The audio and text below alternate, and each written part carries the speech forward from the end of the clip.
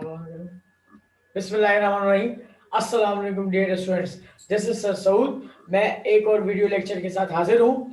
आज second year mathematics का chapter number 7 exercise number 7.1 page number 245 पर एक सवाल मौजूद है। क्वेश्चन नंबर 14 मोस्ट इम्पोर्टेंट सवाल है, एग्जाम में आ चुका है।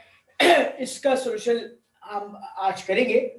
और सबसे पहले मैं ये काम कर रहा हूँ कि सवाल मैं पढ़ूंगा, डायग्राम मैंने पहले से बना लिए टाइम को बचाने के लिए।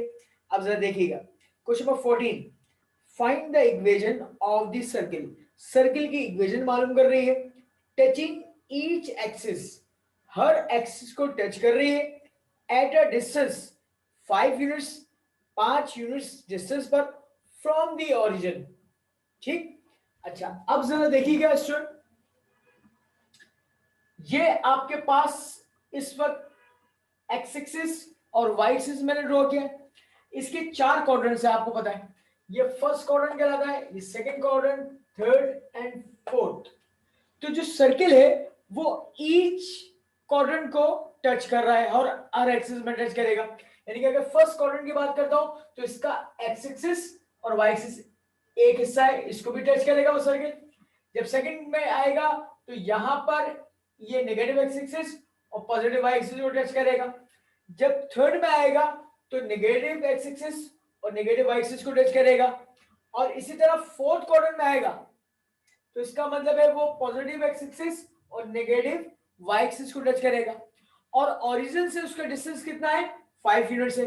तो देखिए बेटा, यहां पर इस वक्त पॉजिटिव की बात करते हैं फर्स्ट क्वाड्रेंट में, तो यहां पे डिस्टेंस कितना होगा, 5x पे होगा और 5y पे होगा। जब भी तो उसका रेडियस किसके बराबर होगा, 5 के बराबर हो जाएगा, r इज इक्वल टू 5।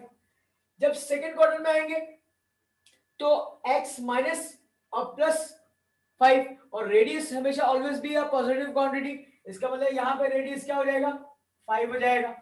यहां पे थर्ड क्वाड्रेंट में जो इसके स्टैंडर्ड कोऑर्डिनेट्स क्या बनेंगे, माइनस का 5 और माइनस का 5 वाई पे, मगर रेडियस क्या रहेगा, पॉजिटिव रहेगा। तो वो कितना, 5 डिस्टेंस, तो r इज इक्वल टू 5 हो गया। फोर्थ में आएंगे तो x होगा पॉजिटिव यानी कि 5 यूनिट्स और y होगा क्या, नेगेटिव। तो इसका मतलब स्टैंडर्ड के कोऑर्डिनेट्स क्या बनेंगे, 5 माइनस 5। मगर क्योंकि डिस्टेंस जो है वो always be a positive quantity for the radius, तो हम यहां पे लेंगे r इज इक्वल टू 5। अब यहां पे हम वर्डिंग में देखेंगे, there are 4 circles, 4 circles arise हो गए इन ईच क्वाड्रेंट, हर क्वाड्रेंट में having distance 5 units from origin. Let first कर लिया कि r is equal to 5 units है, इस रेडियस के बराबर है। तो अब आप देखिए, हमें सेंटर भी पता है हर क्वाड्रेंट में और इसका रेडियस भी पता है। तो हम क्या इस्तेमाल करेंगे इसकी इक्वेशन मालूम करने के लिए, using standard equation of circle इस्तेमाल करेंगे। x माइनस एच का square plus y minus k का square is equal to r square, equation number 1 हो गई। अब आप देखिए बेटा, हमें हर क्वाड्रेंट के हिसाब से सर्किल की इक्वेशन मालूम करनी पड़ेगी। पहले हम यहां पे लिखते हैं, हेडिंग डाल दें फर्स्ट क्वाड्रेंट।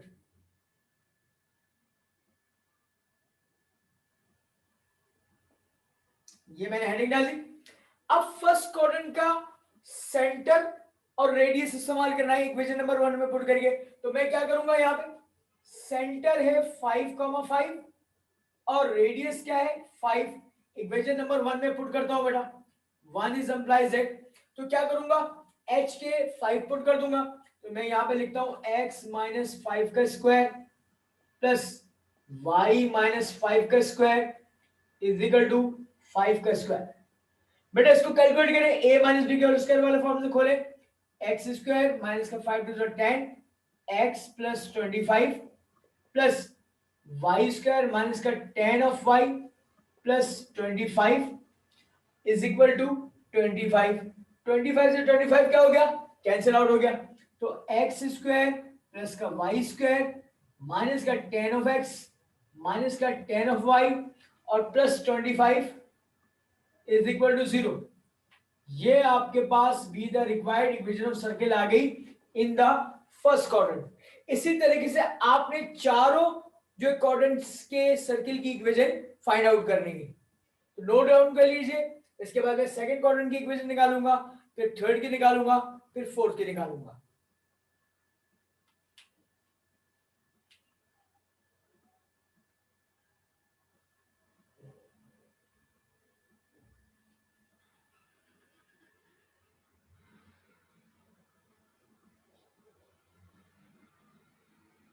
ओके सर, अब मैं सेकंड क्वाड्रेंट की इक्वेशन फाइंड आउट करने जा रहा हूं। तो यहां पर मैं सेकंड क्वाड्रेंट लिखूंगा और यहां पे इसके क्वाड्रेंट्स चेंज करूंगा और सिंप्लीफाई करूंगा। तो मैं इसको रिमूव कर रहा हूं।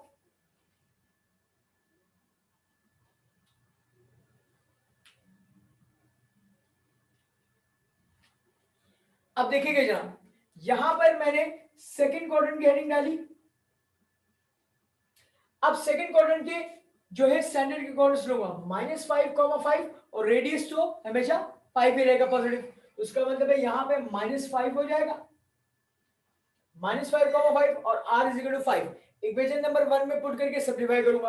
अब देखिए 1 इज एम्प्लाइज दैट, अब आप देखिएगा x माइनस और ये क्या है -5, तो माइनस माइनस प्लस हो गया, 5 का स्क्वायर कर दें इसे, फिर y माइनस 5 का स्क्वायर कर दें इज इक्वल टू r का स्क्वायर यानी कि 5 का स्क्वायर कर दीजिए। अब इसको a प्लस बी के होल स्क्वायर वाले फॉर्मूले से खोलेंगे, इसको a माइनस बी के होल स्क्वायर वाले फॉर्मूले से खोलेंगे, तो देखिएगा x स्क्वायर प्लस का 5 टू द 10x प्लस 5 का square 25 plus y square minus का 10 of y plus 25 is equal to 25। 25 से 25 कैंसिल आउट हो गया। Now x square plus y square plus का 10 ऑफ x माइनस का 10 ऑफ y और plus 25 is equal to 0। ये आपके पास be the required equation of circle आ गई सेकंड क्वाड्रेंट की। इसको भी नोट डाउन कर लें। इसके बाद हम थर्ड क्वाड्रेंट और फिर फोर्थ क्वाड्रेंट फाइंड आउट करेंगे।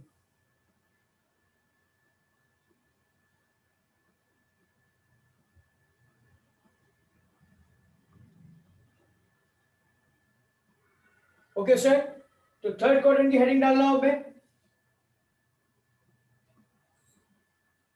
सिर्फ यहां पर इसका सेंटर चेंज होगा और बाकी सारी चीजें वैसी की वैसी रहेंगी।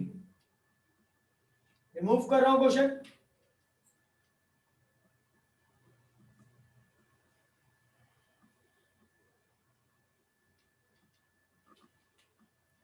अब यहां देखिएगा थर्ड क्वाड्रेंट की हेडिंग डाली मैंने, यहां के कोऑर्डिनेट्स क्या लिए -5 और -5, ठीक है।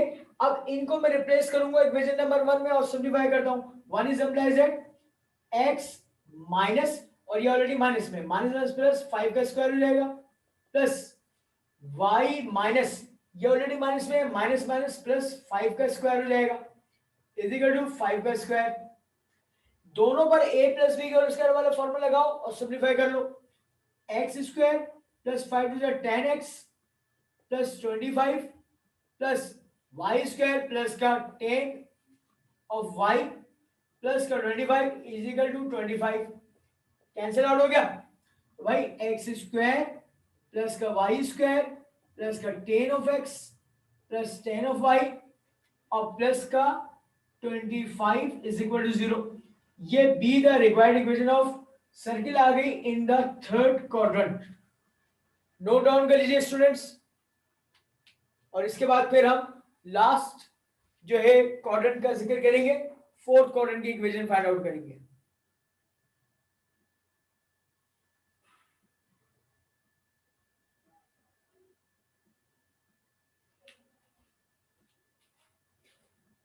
अब मैं लास्ट में फोर्थ क्वाड्रेंट को जिक्र कर रहा हूं। फोर्थ क्वाड्रेंट की इक्वेशन फाइंड आउट करूंगा। फोर्थ क्वाड्रेंट में हमारे पास जो सेंटर के कोऑर्डिनेट्स होंगे वो चेंज हो जाएंगे, फोर्थ क्वाड्रेंट के हिसाब से होंगे।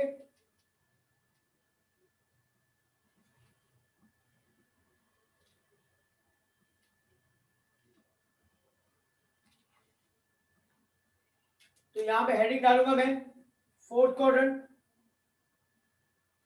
सेंटर फोर्थ क्वाड्रेंट का इस्तेमाल करूंगा 5 कॉमा -5, यहां पे लिखूंगा 5 इंटू -5। अब ये मैं इक्वेशन नंबर 1 में रिप्लेस कर रहा हूं.